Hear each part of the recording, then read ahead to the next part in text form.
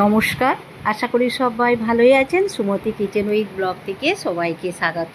আজকে একটা সম্পূর্ণ নতুন রেসিপি আপনাদের সঙ্গে শেয়ার করেছি। আজকে বানিয়েছি ক্ষীরের গুজিয়া। নামটা শুনলেই মনে হচ্ছে যেন মিষ্টি দোকানের গুজিয়া, কিন্তু এটা তা নয়। আর এটা কি দিয়ে কি উপকরণ দিয়ে হচ্ছে ক্ষীরের গুজিয়া বানালাম, আপনারা প্রথম থেকে শেষ পর্যন্ত দেখেন, আশা করি ভালোই লাগবে। ক্ষীরের গুজিয়া বানানোর জন্য এখানে কিছু ড্রাই ফ্রুট নিয়েছি, আর দেখতেই পাচ্ছেন এখানে সব হচ্ছে গুঁড়ো করে নিয়েছি, ছোটো ছোটো করে কুচি করে নিয়েছি। এখানে নারকেলকে হচ্ছে কুচি করে নিয়েছি। আপনারা নারকেল কুড়া দিতে পারেন, বা দোকানে যে ড্রাই নারকেল কুড়া পাওয়া যায় সেইটাও দিতে পারেন। কিশমিশ, এটা হচ্ছে কাজু বাদাম, এটা চীনাবাদামকে শুকনো কড়ায় ভেজে আর খোসাটাকে ছাড়িয়ে গুঁড়ো করে নিয়েছি। আর এখানে নিয়েছি বাদাম, কাঠবাদাম, এগুলোকে সবগুলোকেই কুচি করে নিয়েছি। এখানে ঘি নিয়েছি, আর এখানে নিয়েছি ক্ষীর। এইটা ক্ষীর দিয়েই হচ্ছে ক্ষীরের গুজিয়াটা বানাবো। আর এখানে নিয়েছি 3 চামচ সুজি। এখানে কড়াতে ঘি দিলাম, ঘিয়ের পরিমাণটা একটু বেশিই লাগবে ক্ষীরের গুজিয়া বানানোর জন্য। আর এখানে ঘিয়ের মধ্যে হচ্ছে সুজিটা দিয়ে দিলাম। মিডিয়াম আছে হালকা করে ভেজে নিচ্ছি, খুব বেশি লাল করে ভাজলে কিন্তু ভালো লাগবে না। ভাজা হয়ে গেছে, ঢেলে নিয়েছি সুজিটা, আবার ঘি দিয়েছি, একটু বেশি করেই ঘি দিলাম। ঘিটাকে একটু গলে নিচ্ছি। এবার নারকেল কুচনা দিয়ে দিলাম, আপনারা নারকেল কোড়া দিতে পারেন। একটু নারকেলটাকে ভেজে নিলাম প্রথমে, তারপরে বাদাম, কাজু বাদাম, চীনাবাদাম, কিশমিশ সব একসঙ্গে দিয়ে একটু হালকা করে ভেজে নিচ্ছি, আর একটু মিডিয়াম আঁচেই ভাজতে হবে। এবার দিলাম ক্ষীরটাকে গুঁড়ো করে ছিলাম, সমস্ত বাদামের সঙ্গে ভেজে নিলাম। ক্ষীরটাও অনেকটা নরম হয়ে গেছে, ভাজা হয়ে গেছে, দেখুন কি সুন্দর দেখতে লাগছে। সুজিটা দিয়ে একটু নেড়ে এবার হচ্ছে নামিয়ে নেবো। আর এই গুজিয়াগুলো খেতে কিন্তু খুবই সুন্দর। ভাজা হয়ে গেছে, এর থেকে আর বেশি লাল করব না, ঢেলে নিয়েছি আর ঠান্ডা করে নেবো। আর এখানে হচ্ছে গুজিয়ার জন্য ময়দা নিয়েছি। আপনারা ময়দার পরিমাণটা আপনাদের মতন করে নেবেন, কম বেশি। স্বাদ মতন লবণ দিলাম, ঘি দিচ্ছি, ঘি দিয়েই ময়মটা দেবো। ঘি দিয়ে ময়ম দিলে গুজিয়াগুলো খেতে খুবই সুস্বাদু হবে। ঘিটা তো গাঢ়, একটু নরম বলি নিচ্ছি। আপনারা তেল দিতে পারেন, কিন্তু তেলের একটা তো টেস্ট আলাদা, আর ঘিয়ের একটা টেস্ট আলাদা। ঘি দিয়েই এটাকে সাধারণত করে, তেল দিয়ে অনেকে করে, কিন্তু সেই রকম টেস্ট পাওয়া যাবে না। ঘিটা দিয়ে দিলাম, দিয়ে ভালো করে ময়দার সঙ্গে ময়ম করে নিচ্ছি। আর যে সকল নতুন বন্ধুরা আমার চ্যানেলে প্রথম, অবশ্যই চ্যানেলটিকে সাবস্ক্রাইব করবেন, পাশের বেল বাটনটি অন করবেন, সবার সঙ্গে শেয়ার করবেন, লাইক করবেন, আর কমেন্ট করে জানাবেন আজকের ক্ষীরের গুজিয়া কেমন হয়েছে। ভালো করে ময়ম দিয়েছি, দিয়ে আর ঠান্ডা জল দিয়েই ময়দাটাকে মেখে নিচ্ছি। হাতে একটু জড়ি ধরছে, ভালো করে একটুখানি থেসে নেবো, তাহলে হাতে আর লাগবে না।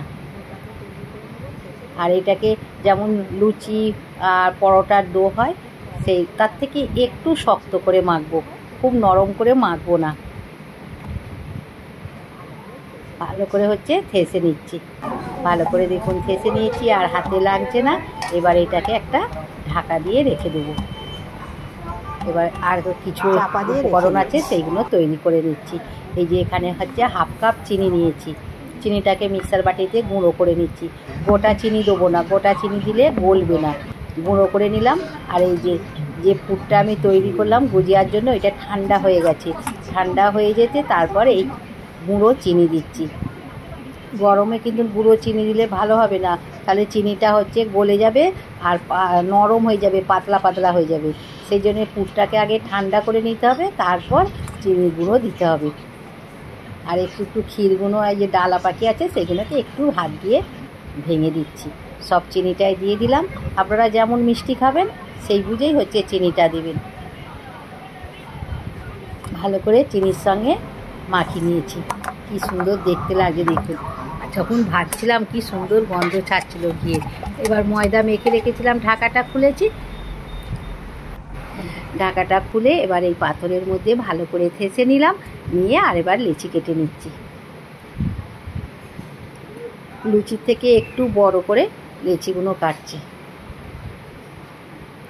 একটু মোটা করে তো বেলতে হবে, সেই জন্য লুচির থেকে একটু বড় করে লেচি কেটে আর দেখুন গোল করে নিয়েছি। অনেকগুলোই হয়েছে। এবার একটা লেচি নিলাম, নিয়ে আর এই পাথরের মধ্যেই হচ্ছে বেলে নেব। কতটা মোটা বা পাতলা আমি বেলছি দেখুন, সেই বুঝেও আপনারা বেলবেন। আর এইগুলো সাধারণত পুজোতেও হচ্ছে উপকরণ হিসেবে দেওয়া যায়। আর দেখুন কতটা মোটা বেলেছি বা পাতলা বেলেছি। এবার হাতে নিলাম, আর যে ওই যে বাদাম ক্ষীর দিয়ে পুরটা তৈরি করে রেখেছিলাম দিয়ে দিলাম। যতটাই লেচিটাতে ধরবে ততটাই দিতে হবে। দেখুন এই যে মাঝখানটায় মুড়ে দিলাম, দিয়ে চারধারটায় মুড়ে দিচ্ছি যেন ভেতর থেকে না বেরিয়ে আসে।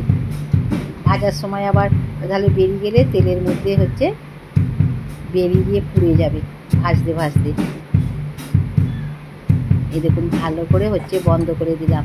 আর আমি একটা কাঁটা চামচ নিয়েছি, এই কাঁটা চামচ দিয়ে একটা ডিজাইন করে দিচ্ছি। আপনারা আপনাদের পছন্দ মতন ডিজাইন করে নেবেন। আমি খুব সহজ একটা ডিজাইন দেখালাম, তাড়াতাড়ি হয়ে যাবে। এই দেখুন কি সুন্দর দেখতে লাগছে, দেখুন দুদিকটাই করে দিচ্ছি। এই রকম করে সবগুলোই গুজিয়া আমি তৈরি করে নেব। খুব সুন্দর দেখতে লাগছে। আর আপনারা আপনাদের পছন্দ মতন ডিজাইনটা করে নেবেন। দেখুন কতগুলো করেছি, দেখুন খুব সুন্দর কিন্তু দেখতে লাগছে। অনেকগুলোই হয়েছে, এখনো বাকি আছে 3-4টে। কড়াতে তেল বসিয়ে দিয়েছি, তেলটা হালকা গরম হয়েছে। দেখুন এই যে একটু একটু বুদবুদ করছে, হালকা আছে মানে মিডিয়াম আছে ভাজতে হবে। এবার এক পিঠ হচ্ছে উল্টে দিচ্ছি।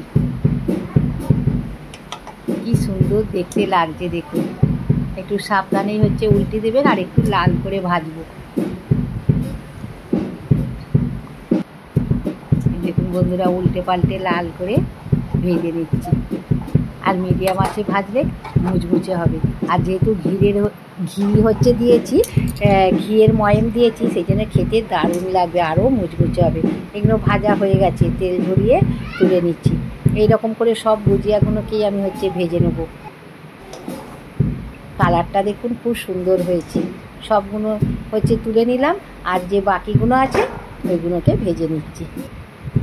যে বাকিগুলো তেলে দিয়েছি, আর দেখুন কি সুন্দর মুচমুচে হয়েছে। আওয়াজ শুনেই বুঝতে পারলেন। এই দেখুন সবগুলোই হচ্ছে ভেজে নিয়েছি।